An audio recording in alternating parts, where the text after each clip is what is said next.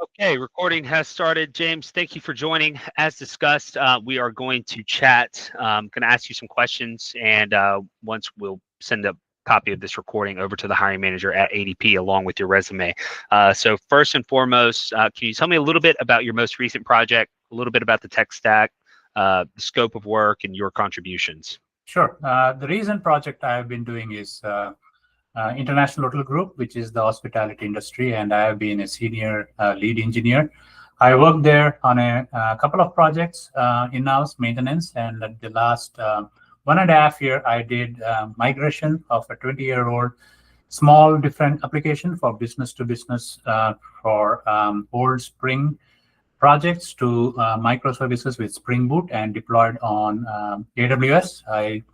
I completed around 4 of the projects, heavily on tool stack Java 8 converted to Java 17, and some of them 21 based on the compatibility of Spring versions. And then a lot of Redis for the caching, because hospitality searches as well as bookings are heavy on Redis caching and how fast the responses can be given to the clients.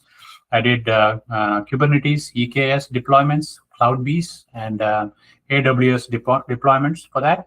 And other than that, I've done some test mock cases for the applications that we rewrote. And then we did a couple of TDD framework and Sonar code coverage when we rewrote those applications and did a lift and shift. This was my recent project with them. And apart from that, my total years of 15 years, I've done a lot of RESTful web services, API development, OWASP top 10, security vulnerability fixes. I've done authentication frameworks like API Gateway and also Apigee. And I've done Java up to Java 21 API RESTful web services development and Java framework, along with some of the front end needed application support for EXT.js as well as AngularJS and React.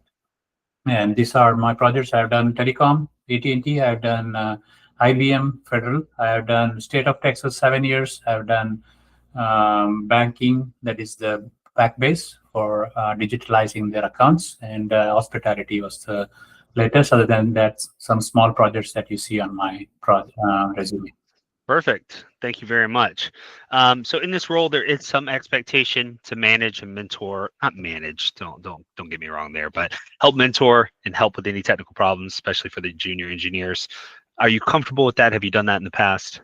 Yes, I've done a lot of mentoring for offshore as well as junior developers in the team, help them with getting past the hurdles and sitting on some problem, helping them dive into the code and do some live coding, help them find some solutions, give it to them, as well as take it, own it, and help them with that. So I've done those tasks as well. Perfect. A few technical questions here between a few different topics that we discussed. So we'll start with Kafka. Can you explain the difference between a Kafka partition and topics? Yeah, topics are where all these database mappings are there, that you define all the names of the messagings and how the producers and consumers read from that. Partitions are number of messages, how you partition them between total number of fields that you have, and read and writes. So you can have multiple partitions inside a Kafka listener. Perfect. How would you design a DLQ for a strategy for a AWS MSK? DLQ strategy for a AWS. Can I get the definition for DLQ? It's a dead letter queue. Oh yeah, dead letter queue. Yes. So whenever there is a on the AWS or in any systems where messagings happen and producers and consumers read and write, there are places where it doesn't, it fails, right? So that's where it collects all the queue messages in the dead letter queue, which is used for processing later once troubleshooting is being done. A couple questions on Java here. How would you handle concurrent enrollment requests to the same user to prevent duplicate transactions? You can use, there is some attributes that you can use for concurrencies not to happen. For example, in threads, we can use synchronized as a keyword to block all the concurrent threads, and that is one of the aspects. And in streams and other technologies, you can make it singleton pattern, and you can define your beans to be singleton versus prototype. Okay, thank you. Another one here on Java. So let's say you're writing a Lambda function in Java. Mm-hmm. What are key considerations to ensure it starts quickly and runs efficiently? Making sure that the, at a initialization phase, it has to be read and default constructors, as well as parallel processing, and then using the Java streams. These are some of the things that I would consider in order for Lambda functions to be more efficient, and also use some of the inbuilt functions like streams, maps, filters, sorts, merge, all this in the Lambda functions. Great. On the topic of Lambda functions, let's say that you've deployed a new Lambda function behind an API gateway, but you're getting 500 errors. How do you debug it?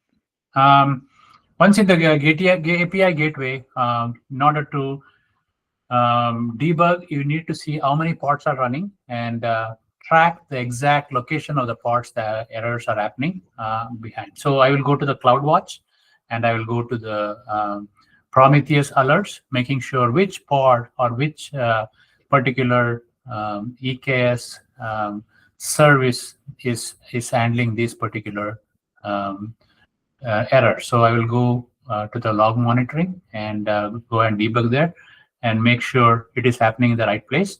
This is the first step I'll take, and more steps are try to reproduce that on a local environment by running into the appropriate environment that we are trying to debug. Okay. A question here on experience between a state machine or a Lambda. Why would you decide to set up a state machine versus a Lambda? In AWS? Yes. Yeah, in AWS, Lambdas are used for serverless approach, where you are trying to run some piece of code on a container itself rather than bundle it with a third-party tool like a Spring, microservices, other things, and then deploy it. All those things can be redundant. That's why Lambdas are used. State machines, you are trying to always go through a workflow kind of thing where you want to know at a particular state what was executed, how the process flows between different entities. You want to monitor all that. That's when you use a state machine.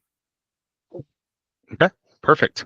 I think that's it. That's it for now, James. I've got like 10 more, but I told you we wouldn't do all of them. So I know that we've had a nice long chat already. So great fit here. I will end the recording. Give me just 1 second. Sure.